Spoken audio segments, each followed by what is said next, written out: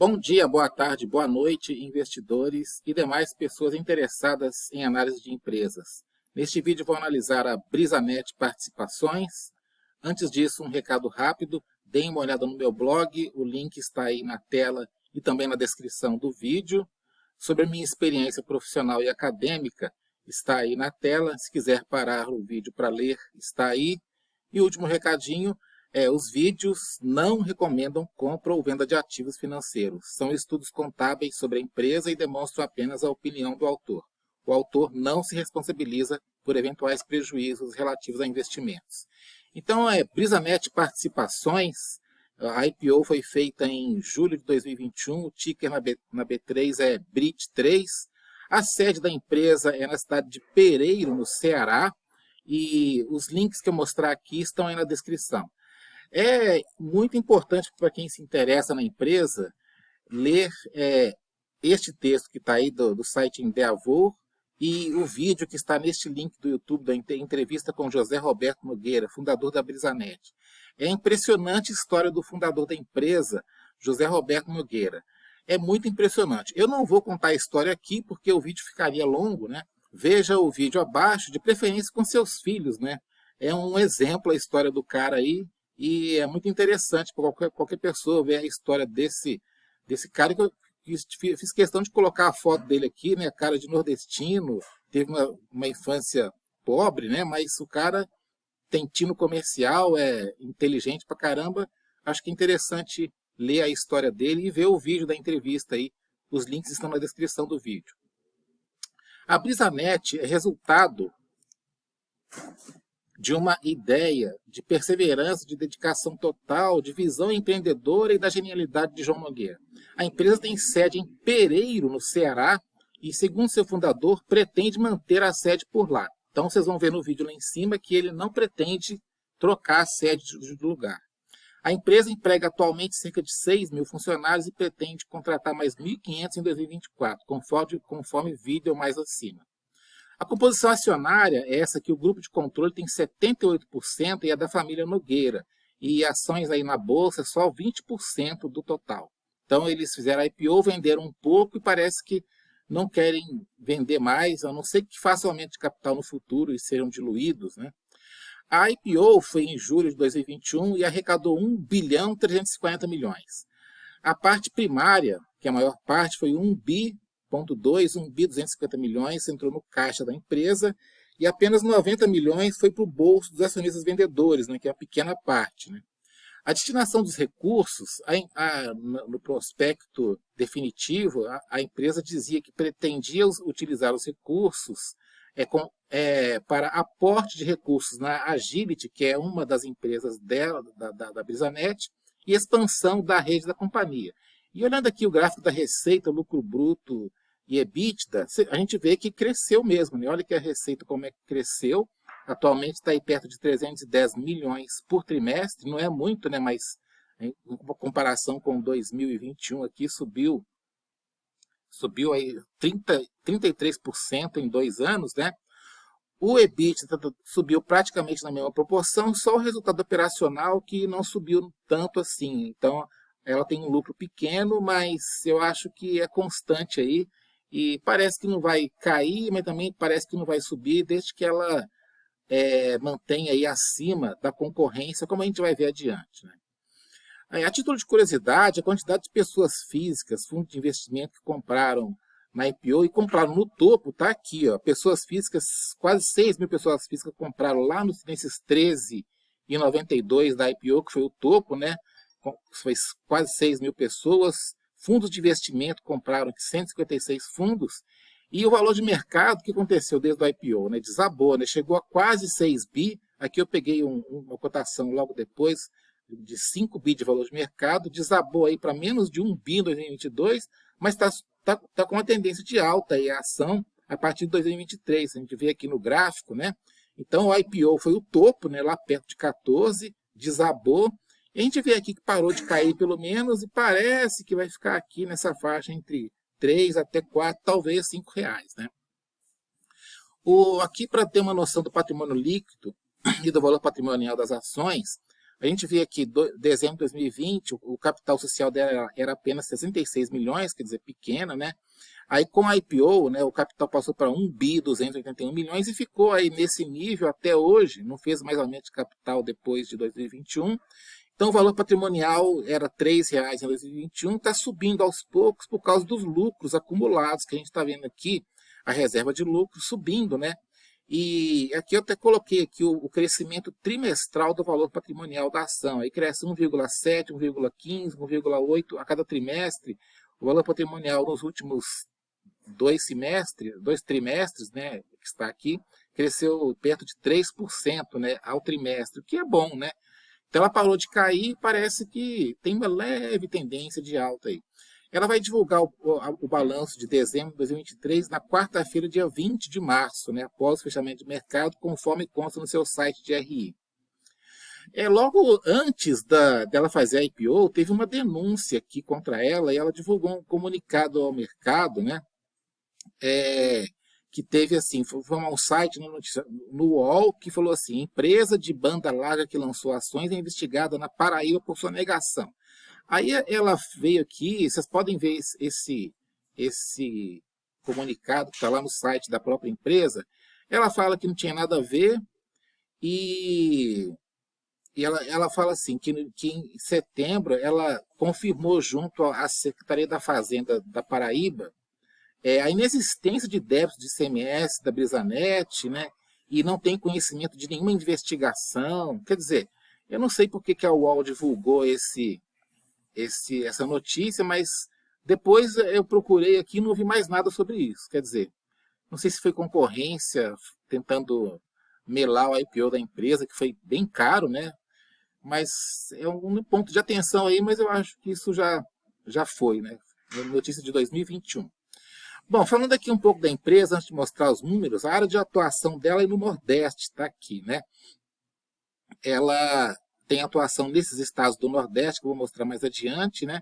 E ela é líder dos mercados em que atua, né? Ela é número 1 no Nordeste, e aqui ela põe aqui as principais competidoras dela, e ela está sempre acima das principais competidoras, né? Ela é maior, entre as operadoras nacionais, é a maior do Nordeste e tem 778 mil clientes em Bangalore, no Nordeste. Aqui os dados operacionais até janeiro de 2024, que ela divulgou há pouco tempo, a gente vê um crescimento aqui de casas passadas, que é onde tem fibra ótica, né, que cresceu um pouco aqui de janeiro contra janeiro, né? E eu vou mostrar aqui o quadro, a gente vê nesse quadro aqui, que casas passadas, a gente vê aqui, de 2021, cresceu aí uns 70% a quantidade de casas passadas, as portas de fibra cresceram aí uns 50%, clientes de banda larga cresceu também cerca de 60%, e as cidades atendidas, né, considerando a IPO até hoje, também a quantidade de cidades saiu de 120 cidades para 158, quer dizer, ela investiu mesmo o dinheiro da IPO em crescimento, né? E eu mostrando novamente aqui a receita líquida, né, foi crescendo mesmo porque ela investiu mesmo o dinheiro da IPO, né? Ela diz que ela tem liderança nas pesquisas da Anatel desde 2018, que é primeiro lugar no Brasil em todos os estados pesquisados quanto à qualidade, né? É impressionante, né? Ela diz que tem uma liderança incontestável no Nordeste, nesses 4 estados aqui. Ela diz que tem entre 55% até 31% do mercado. E aqui o market share de banda larga, ela fala que tem entre 16% e 20% nesses estados. Essa parte aqui é o market share total, né? Aqui ela quebra no market share da banda larga, né? E a rede de fibra ótica dela, ela diz que é robusta, tem capilaridade densa, né? Ela fica, como a gente viu, ela fica ampliando a capilaridade da fibra ótica, né? Ela diz também infraestrutura 100% integrada, né? Porque ela faz tudo, então ela faz desde a implantação até os serviços prestados. Tem projeto 5G que iniciou em julho de 2023 e pode ser um foco de crescimento aí para frente, né? E aqui está como é que é o projeto 5G, né? Isso aí a gente vai ver mais para frente, em 2024 talvez, né? O quadro abaixo mostra a grande aposta da Brisanet. Ela diz assim, nessa parte aqui que eu tirei da apresentação dela: economicamente é mais viável fibrar essas 370 cidades do que os 5.200 municípios. E ela diz o seguinte, que ela diz que é melhor economicamente colocar fibra ótica em 370 cidades com mais de 90 mil habitantes do que em 5.200 cidades com menos de 90 mil habitantes. Mas ela faz ao contrário. Ela resume sua aposta em cidades com menos de 90 mil habitantes para fugir da concorrência, manter liderança, apostar em mais cidades que têm menos habitantes. Deixa as cidades maiores para as Big Telecom. Mas mais adiante a gente vai ver que ela já está avançando também em cidades com mais de 90 mil habitantes. Então é uma aposta que ela fez e deu certo até o momento, né? E ela mostra por que ela aposta nas cidades menores, né? Quase metade dos acessos está em 96% das cidades. Nas cidades com menos de 1.000 habitantes, porque a maior parte das cidades lá do Nordeste tem menos de 90 mil habitantes. Sim, se a maior parte das cidades tem 90 mil habitantes, então é a maior parte da população. Então ela quer crescer realmente, uma lógica interessante aí, né? Crescer nas cidades menores. E também ela acaba dominando a cidade. Interessante a estratégia dela. E ela mostra que a estratégia de expansão orgânica foi desenvolvida durante anos de experiência. E aqui um texto que eu destaquei, o que ela faz? Ela tem a missão de prover um serviço de internet de qualidade para todos os cidadãos da região Nordeste. Parece que ela não vai ampliar, pelo menos até os próximos anos, não vai ampliar para as outras regiões não, né? Incluindo aqueles que residem em locais distantes dos centros urbanos. É a aposta dela. Onde não tem nada, ela chega com a internet. Um dos pilares da qualidade da companhia é seu relacionamento com o cliente. Parece que ela gasta muito dinheiro nisso e eu vou mostrar mais abaixo, né? Ela tem uma estrutura própria e de última geração de data centers totalmente integrada com conteúdo local, o que garante a qualidade e estabilidade. Ou seja, ela faz tudo, ela não aluga nada, ela compra tudo e é tudo dela, ela presta serviço e tem os equipamentos. A empresa mostra que atualmente a concorrência está mais acirrada. É algo perigoso para a Brisanet porque as grandes telecom têm mais poder de fogo. Entretanto, a empresa mostra que está indo bem até agora. Aqui é o trecho da apresentação de setembro de 2023. A Brisanet diz o seguinte: a inflação e seus efeitos, especialmente na região onde atuamos, aliada à estratégia de preço adotada pela concorrência, continuam exercendo pressão no segmento e setor da companhia. Então, aí um perigo, né? A Brisanet continua avançando nas capitais e regiões metropolitanas com market share em fibra entre 50% e 70%. Em Natal, veja, uma cidade maior, né? Maceió e João Pessoa. E acima de 20% em Fortaleza. Quer dizer, ela avançou também em cidades maiores. Em Teresina e Aracaju, onde a companhia entrou no segundo semestre de 2021, o market share já está acima de 15% na capital do Piauí e acima de 20% na capital de Sergipe, né? Veja que ela foi também entrando onde as grandes atuam, né? Quer dizer, a empresa ela mostra que está crescendo e avança também nas outras cidades. Aqui falando do churn, né? Churn é a métrica usada para mostrar a taxa média de clientes que cancelam o serviço em um certo período de tempo. Quanto menor, melhor.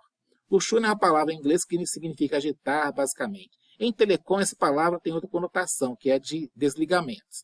Ela mostra aqui, esse texto é da empresa. O acirramento da competição e a queda do poder de compra, notadamente das classes de menor poder aquisitivo, apesar de não ter aumentado a inadimplência, tem tido impacto sobre o churn. A companhia vem trabalhando em ações para reduzir. Já começamos a ver uma redução no terceiro trimestre de 2023. A média mensal do churn foi de 2,24%, comparado com uma média de 2,43% em 2022. Quer dizer, o churn não tá alto também em 2022, mas tende a uma queda. Mas esse churn, ela tem que lutar para ficar baixo aí, porque churn significa taxa média de desligamento. Quer dizer, do total de clientes, 2,2% desligou, cancelou a assinatura ou trocou, né? Vamos ver se ela vai continuar com esse churn baixo, né? Que se ela continuar assim, 2,2, 2,5, está um nível muito bom, né? Outro conceito que é importante para analisar uma empresa de telecom é a ARPU, né? Que é o preço médio por clientes, ou a receita dividida pela quantidade de clientes. Quanto maior, melhor. ela fala que o seguinte, o ticket médio, ou a ARPO, né, para os consumidores, né, B2C, da empresa para consumidores, foi de R$ 90,93. É o valor médio que cada pessoa paga de receita líquida aí para a empresa. A companhia teve 2% de aumento no ticket médio nesse terceiro trimestre em relação ao trimestre anterior. A maior participação de streamings dos pacotes explica o crescimento. Quer dizer, ela vende também streaming, né, junto com os pacotes de telefonia dela. Contudo, a redução do poder de compra, reflexo da inflação acumulada desde agosto de 2021, tem deixado a ARPO mais estável e com oscilações de mix, relação entre planos de internet mais caros de maior velocidade que os básicos. Além disso, a concorrência por preço entre os provedores tem deixado o mercado mais acirrado, estimulando a promoção de ofertas, provocando queda na ARPO. Então, ou na verdade, estabilidade, né? A gente vê aí que é fácil ver que a ARPO está estagnada. A sua operadora, a minha operadora, não está aumentando aí, assim os preços tanto, né? Só você ver aí, eu, por exemplo, não moro no Nordeste, mas os preços por aqui estão estagnados, né? E a gente sempre troca de pacote, etc, né? Então, aqui a ARPO dela cresce um pouco aqui até 2022, aqui a ARPO B2C, né? Mas está estagnada desde 2022, né? Até caiu um pouco aqui se comparar terceiro trimestre contra o terceiro trimestre de 2023. Então é um perigo, porque a própria empresa reconhece que um dos motivos é a concorrência, né? A receita líquida da Brisanet cresceu 22%, passou de 254 milhões para 310 no terceiro trimestre. Isso se deu principalmente em função do aumento do número de assinantes, né? Então, a empresa está crescendo, por isso que a receita cresceu. Não foi por causa de aumento de preço. O custo, né, dos serviços, né? Os custos aumentaram 15%, né? Então, subiu menos que a receita, ou seja, isso é um bom aspecto, né? Principais problemas, principais variações no custo. Depreciação que cresceu porque a empresa ela investe em ativos, né? Então a depreciação cresce. Aumento de aluguéis em postes, né? O direito de passagem, né? Cresceu por causa do aumento também, por causa do crescimento da empresa. Quer dizer, é um aspecto até positivo aqui. Crescimento da conta de interconexão, né? Por causa do aumento de oferta, né? Então ela tem que alugar aí banda para poder oferecer o serviço de streaming, né? Aqui uma análise vertical da receita, né, da DRE. A gente vê aqui o lucro bruto em bom nível, aqui, 46%. Eu marquei em verde os aspectos positivos, em amarelo os aspectos que eu considero negativos. O lucro bruto está um nível bom, apesar da queda, a gente vê aqui, né? Provavelmente essa queda aqui de 51 para 46 é por causa da dificuldade de aumentar o preço de venda. As despesas comerciais administrativas caíram um pouco, né? Mas é um nível alto ainda, né? E o resultado operacional, a gente vê aqui que está com uma leve tendência à queda.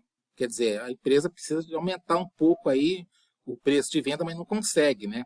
O EBITDA ajustado está em um bom nível, 48, mas o resultado financeiro, ela não tem uma dívida alta, não tem, mas eu vou mostrar mais abaixo que mesmo assim pesa, porque está comendo aí 5, 7 a 9% da receita. E aí o lucro líquido, que está melhorando aqui a partir de 2022, mesmo assim, mesmo com a dificuldade de repassar preço, de aumentar preço dos produtos, dos seus serviços, o lucro tem aumentado, né? E mesmo com nível de despesa comercial administrativa alto. Quer dizer, a empresa tem um bom potencial, mas ela está aí numa encruzilhada, né, enfrentando aí a concorrência. Mas está com uma boa lucratividade, mesmo com um custo financeiro aqui alto sobre a receita, mas a dívida é controlada. Mostrando aqui de novo, né, a gente vê que a receita subindo e o resultado operacional estagnado aqui, subindo pouco, né, e o EBITDA está subindo bem, e o que come o EBITDA é a depreciação e a despesa financeira, que está comendo 5%, 7% da receita, né. Aqui é um pouco da despesa operacional, né? Tem a questão do ICMS aí, que é o Fundo Estadual de Combate à Pobreza. É uma alíquota adicional do ICMS, né? Parece que ela vai ter problema no futuro, porque desconsiderando o efeito não recorrente, o total de despesas do trimestre subiria apenas 7%, mas com a questão do FECOEP, do ICMS, a despesa operacional subiu, né? Ela falou o seguinte, ela pacificou o entendimento de que o benefício não incide sobre o FECOEP, apenas sobre a alíquota base do ICMS. Eu acho que esse problema com o ICMS pode gerar problemas no futuro, porque ela já está mostrando a interpretação aqui. Se ela começar a ter problemas fiscais, ela pode ser autuada lá na Secretaria da Fazenda lá dos estados, lá do Nordeste, e pode ter algum tipo de problema. Por enquanto, a gente não está vendo problema, né? Porque ela até parece que ela está pagando aí com uma certa interpretação. Eu não achei mais nada sobre isso, mas é um ponto de atenção aí. O EBITDA subiu bem aqui, né? Mesmo com a questão do FECOEP. E falando do endividamento, ela mostra aqui que ela tem uma gestão equilibrada da alavancagem e está caindo, né? A alavancagem está caindo, ou seja, a dívida líquida está melhorando em relação ao EBITDA, ao índice de endividamento, né? O cronograma aqui de pagamento da dívida tem um percentual significativo aqui em 2025, mas ela pode rolar isso aí, né? Eu não acredito que não tem grande problema quanto a isso, não, tá?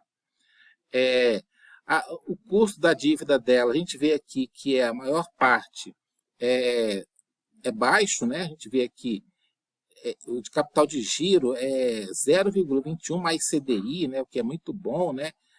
Financiamentos, né? TR mais 0,29, ou seja, o custo da dívida dela é baixo. Então, eu acho que a dívida é o menor dos problemas dela aqui. Eu acho que o principal problema é a concorrência. Mostrando aqui mais um aspecto da dívida, né? Os debêntures que ela emitiu de 300 milhões em 2022 paga CDI mais 2% ao ano. É barato, né, o custo da dívida, né? Então, aqui ela mostra aqui que a dívida da companhia se encontra bem equilibrada entre IPCA, 46%, CDI e pré-fixada TJLP. Quer dizer, é uma dívida que eu acho que é o seguinte, ela tende a cair à medida que a Selic cai.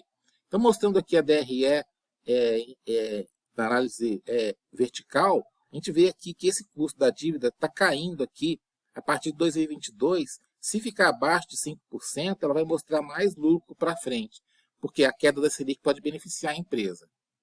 Esse gráfico aqui eu fiz para mostrar aqui a evolução de vários itens, a evolução comparativa.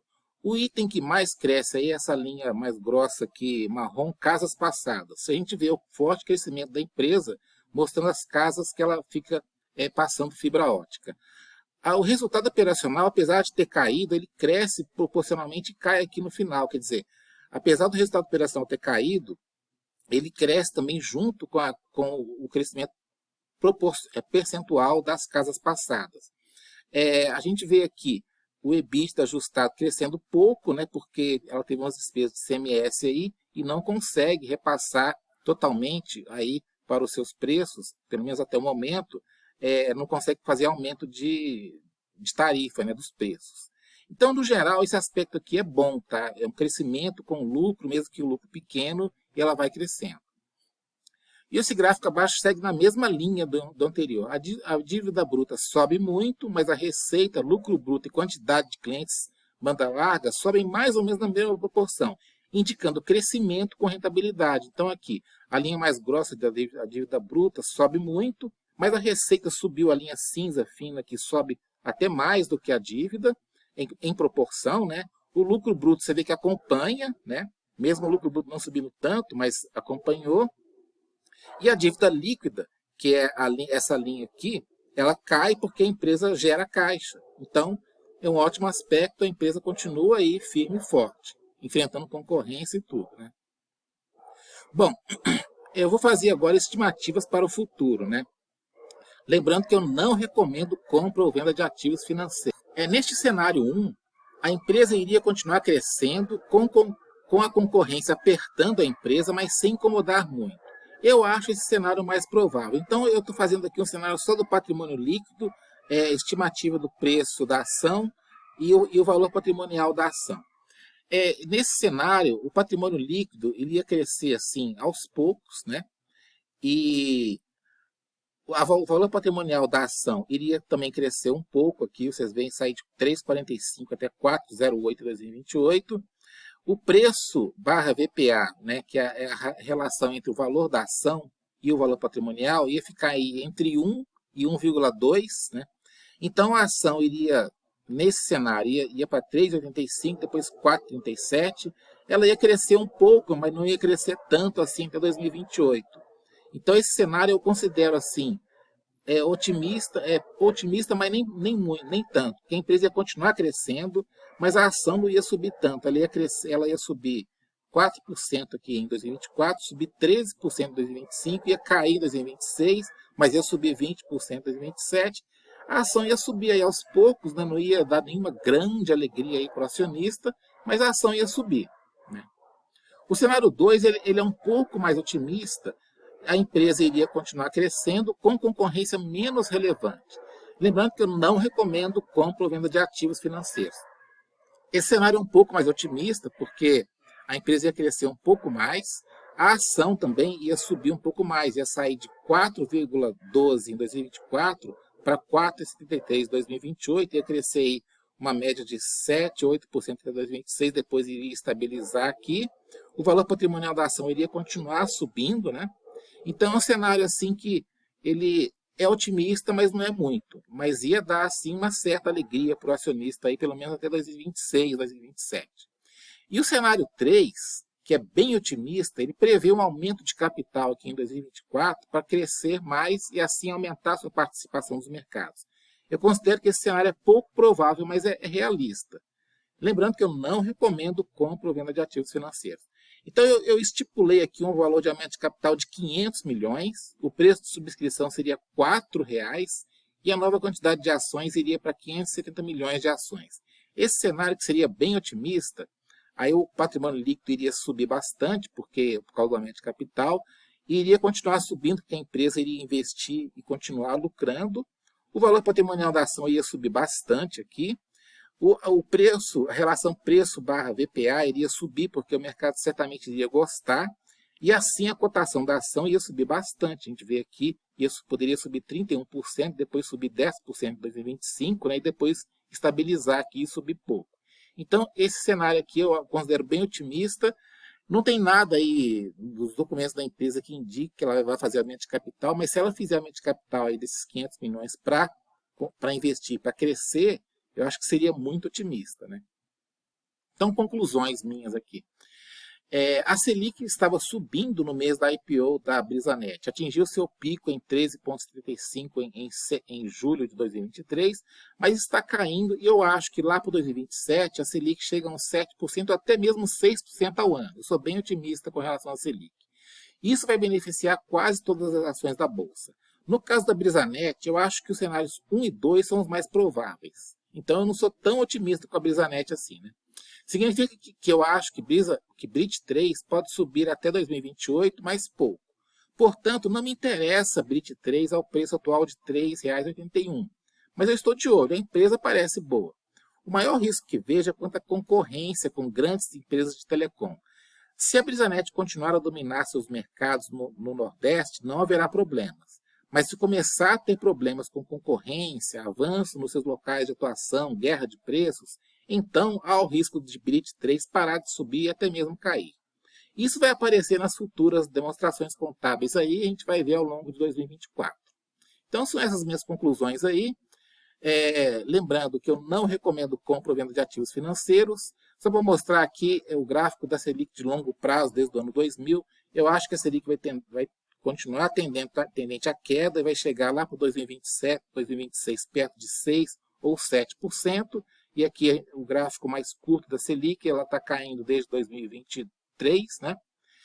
E é isso aí, os vídeos não recomendam compra ou venda de ativos financeiros.